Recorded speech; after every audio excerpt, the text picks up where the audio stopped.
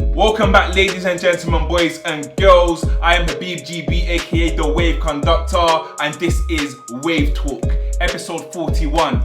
As you can see, the room's a bit light right now. It's just me and Alpha to the right of me. He let us down, boy. He let us down twice. Let's start off with our Waviest video. Producer, let us know what is the Waviest video this week and spot the shot. Bearing in mind, if you're over the age of 18 and you have a shot as well, get down and get wavy with us. Burna boy, real life featuring Stormzy. So yeah. I didn't know it was a video. Black Issue Month. Damn right. So damn. And for Spot the Shot this week, every time you see two people greet each other, you take a shot. Sweet.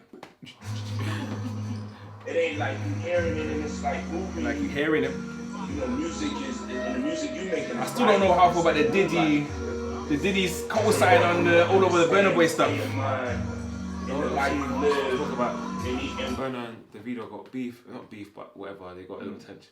Maybe he's been inspired by Davido's video when he done it in with Popcorn. Oh, like that? Oh, yeah, makes sense. That what? Do you think Davido did it first? Did it first. Oh shit. It's copying art. Hashtag Davido did it first. There we go.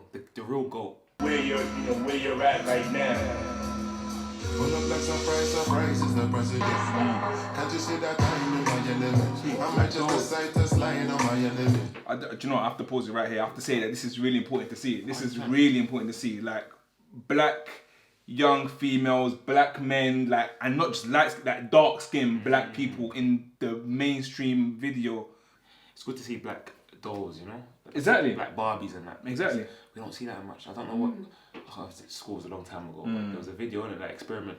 When all the kids, they had a white doll and a black doll. And which one they went for? And they asked the kids which one is beautiful. And all the black kids are going for the white dolls. Yeah, we must educate our children, people. Facts. I go along on a glide for the hell of it. I bring a different vibe when I'm stepping in. If a nigga ain't right, I'm correcting it. Everybody know for sure I'ma take it there. Is that a greeting or is that is it getting moved to or is that a greeting? But to be fair, if you're moving to someone, you technically have to Greet them, right? Like, yo, where you from? Ain't that a greeting in a certain extent? Like, yo, Yeah, all that. what's good? That's a greeting. What's good? Yeah, I think you should take the shot. It's a greeting. Yeah, I'll take the shot. Ends.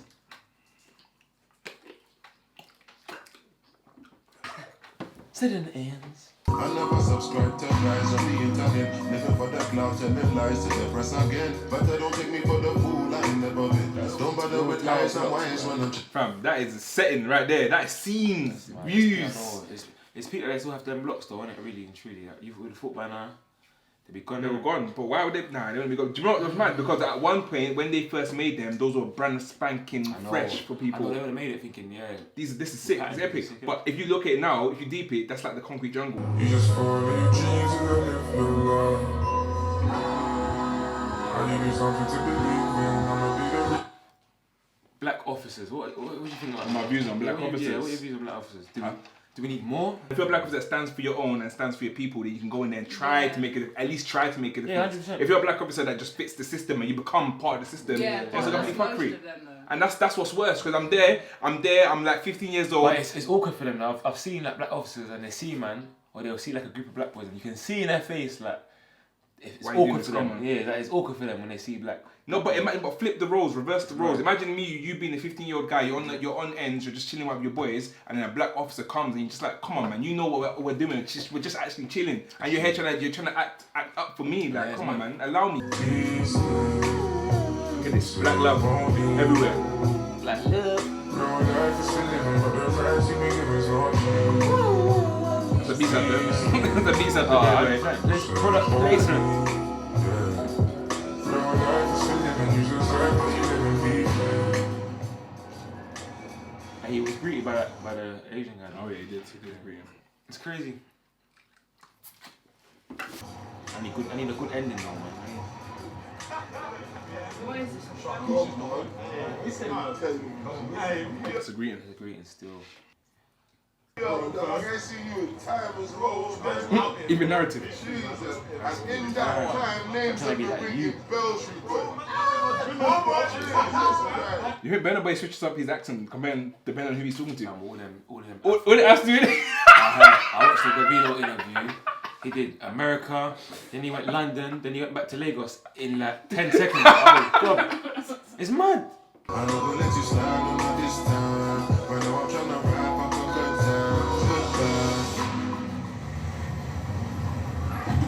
time. You say it, do something. Long.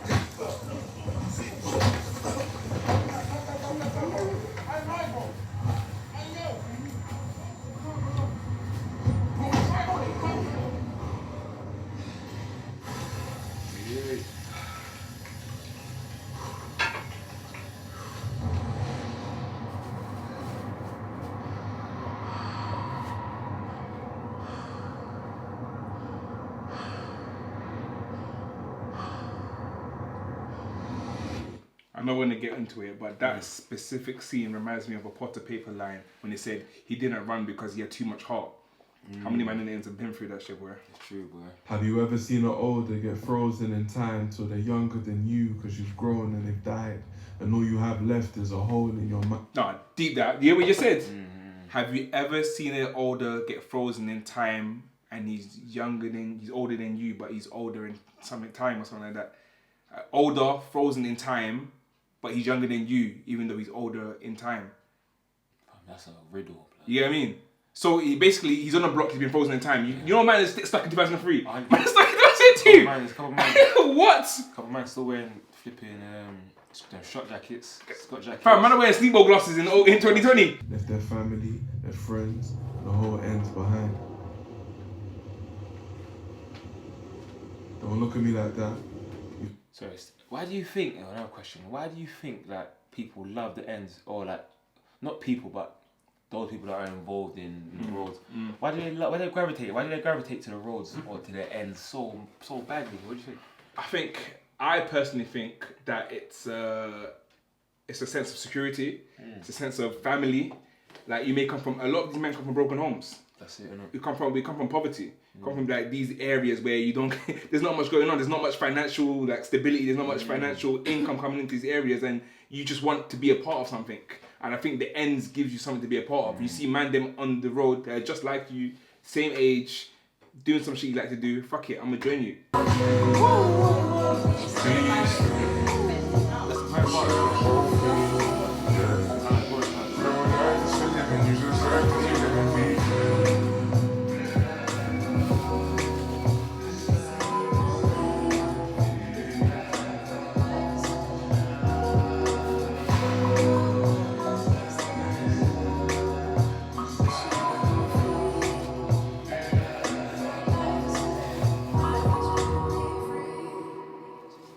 There's a lot of UK movies or mini short films with similar concept. You know, growing up in the hood, growing up in the block. Someone makes it out, someone doesn't, someone gets shot. Common theme, but again, at the same time, I get it because it is real life. It does happen.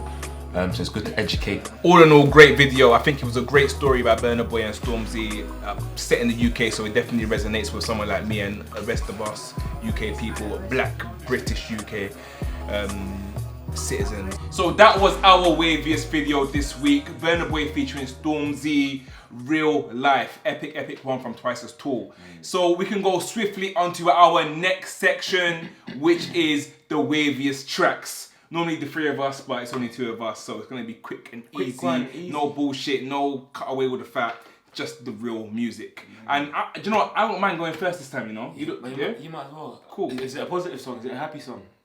If you want it to be. Mine's a happy song. Yeah? Alright, cool. We'll end with something happy. We'll end with a happy music. And then right? a happy note. And then a happy note. Cool. So my track this week is Emil featuring Knucks, Beg to Differ. Sent shots in the mail, but I beg to differ. Think she won't tell, bro, I beg to differ.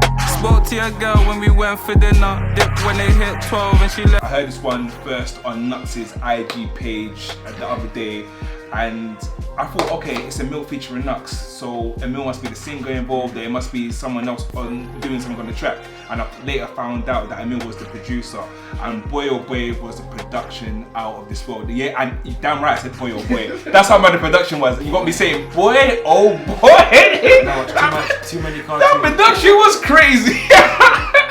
The track is split into two segments. We have the beginning part, which is just like a real nice jazz vibe. You know, you go to one of your jazz nights, open mic night in a dance cafe, Shoreditch.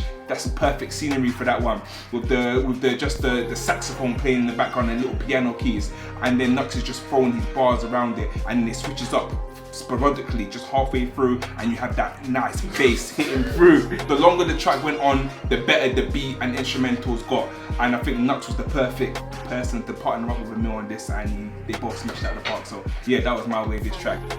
The beat is very hard, very hard. The start of it, as Habib said, had that jazz feeling, the Shoreditch nights out and that, the spoken word, had that element to it.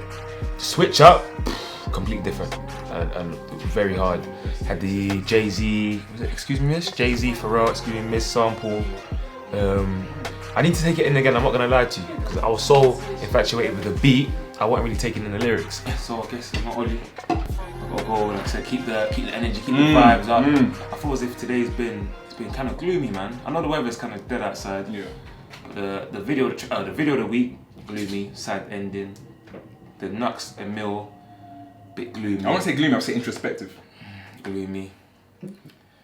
And my track now, go feel good music, you know. Yeah. You know what I'm saying? Lift the mood a bit. Lift the mood a bit. You know? I'm not gonna guess up too much. It is Nado, can't pronounce it. You know the French F's. Yeah. But they're funny names like Nado featuring Donny and PK Humble with PK Humble.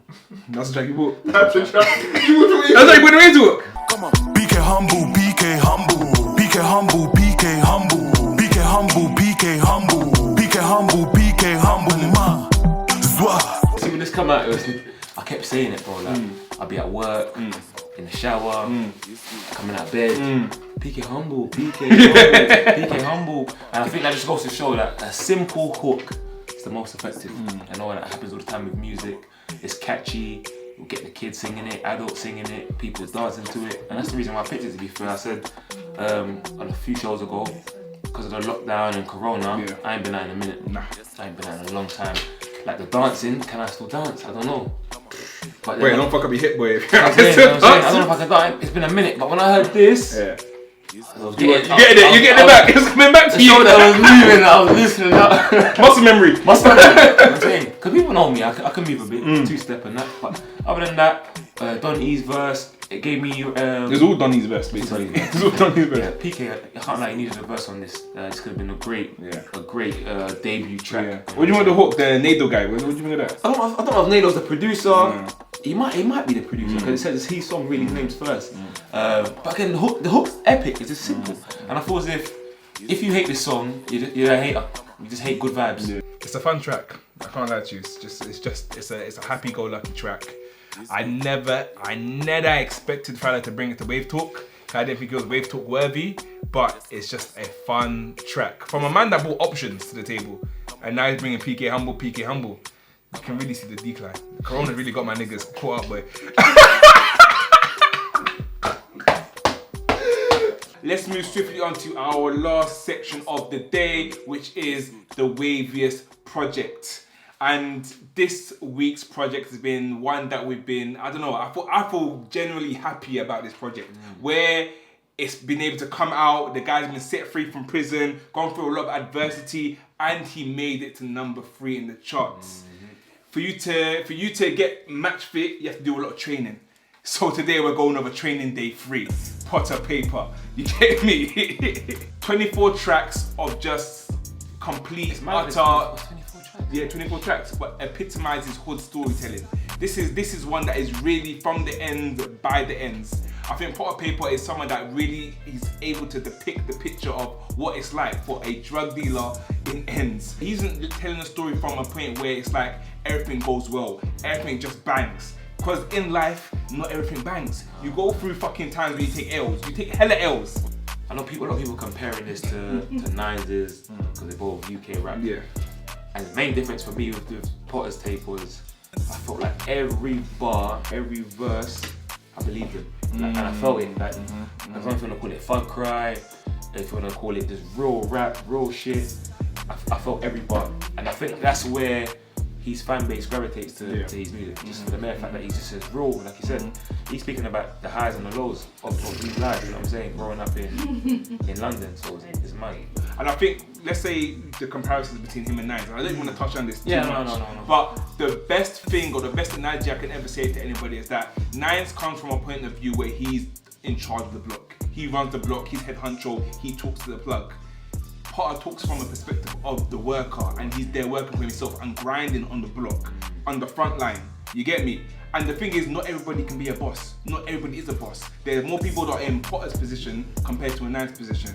And I think it's great to even get both stories from both sides. I think that's why a lot more people might gravitate to Potter than Nines. So, like you said, more people are the workers or trying to get to the boss.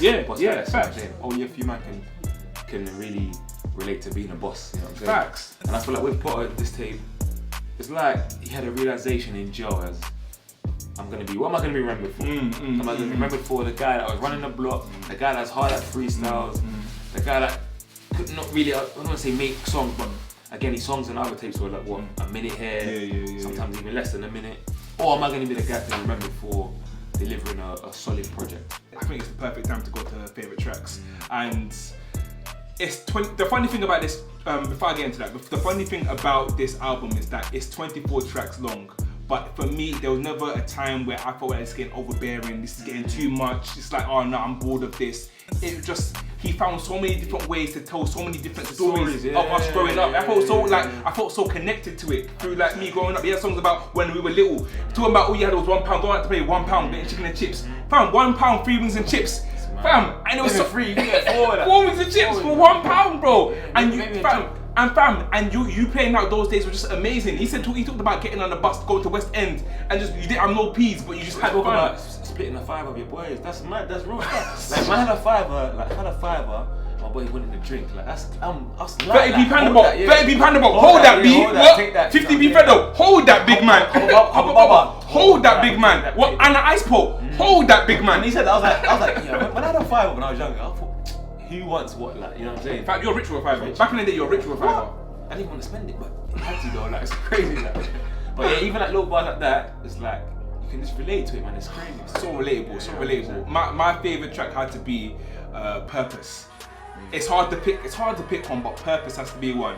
Again, it's the best track with regards to, like, it had all the best elements of Potter. Sample, it had the story, it had the beat, and it had the pain, story, beat, sample. The four things that sum up this album were best showcased on this track Purpose. He used the sample from Drake, The Ride, which had the Weeknd ad-libs on it. And bro, it was epic. He said it came out of being feeling like AJ and Wembley, showing that, like, basically telling it all. Basically, like, what that made me think about was that, like, from our background, from the end, how come it is when you come out of jail and the man them are there celebrating, popping bottles, like waving you up, like big him up, they're there doing that. But let's say if you graduate from uni, there's not that much man them there only popping bottles and doing that thing. Why don't we celebrate graduating the same as we celebrate man coming out from jail? Mine was Slumdog Millionaire, but yeah, big one. But it's exactly the same reason why you said this. Soul Sample, Pain. That's like the Chemical X is there, you know. And again, with me, I just feel like it's an emotional track, and the pain, emotion, I can relate to that more. You know what I'm saying? I've been through a lot. You know. I'm still here. I'm still living. Gonna get amen. Violins, bro. Violins in the back. Yeah, violins in the back. But yeah, Slumdog Millionaire.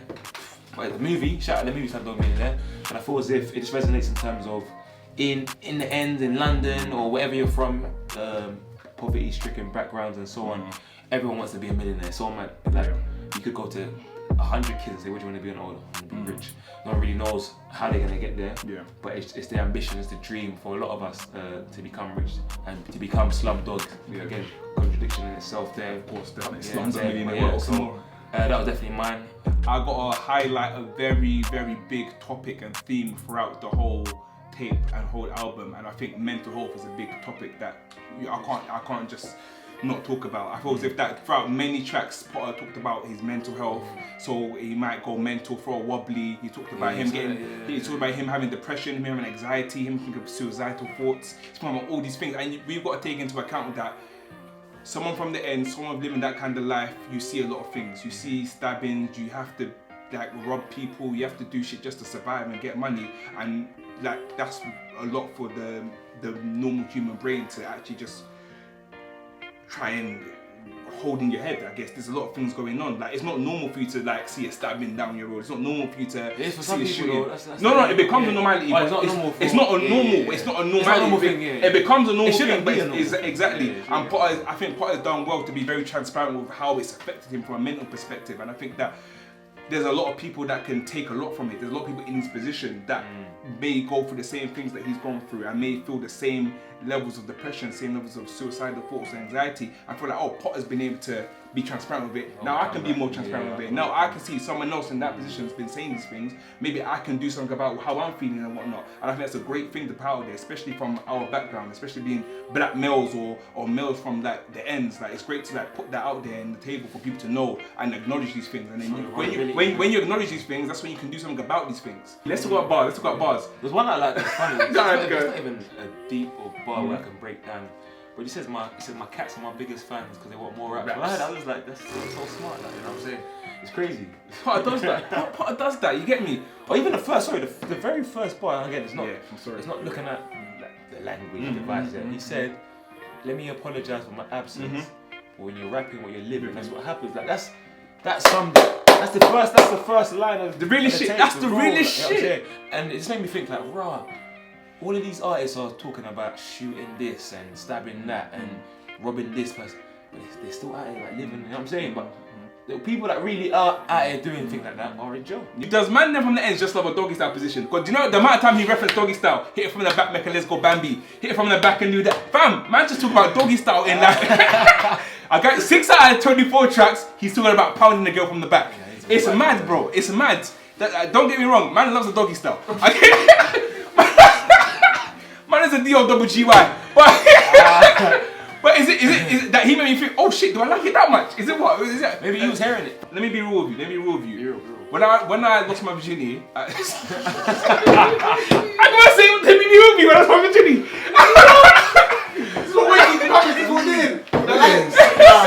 Sex talk. I got sex talk. Let me be real with you. When I lost my virginity at 16, all I knew was doggy. I thought that was my mentality because all I've known is like I've been raised with wolves out here. Like so all I'm thinking is doggy. Why am I a missionary girl? I don't want to kiss her. I didn't know about lip sync girl. Porn, 100%. Porn. Yes. I didn't think about lip sync girl. I didn't care about lip sync girl. Missionary just meant you got a lip sync and be on top of it. My line producer was porn, innit? For me, it was just straight yes doggy. Or no, bro? Don't give me that. Yes or no? Yeah. I guess maybe. Use your voice, bro. Use your voice. Bro, this tape just showcased. I thought this case was ends. It showed like the vulnerabilities. Yeah. And what's wrong with the ends? Yeah. That's what it was. Like what's wrong with the mentality of the ends? Facts. It's the mentality of being in the hood. That was this week's episode of Wave Talk. It's been 2 of us, 2 out of 3, 2 wavers. Habib GB, the wave conductor, and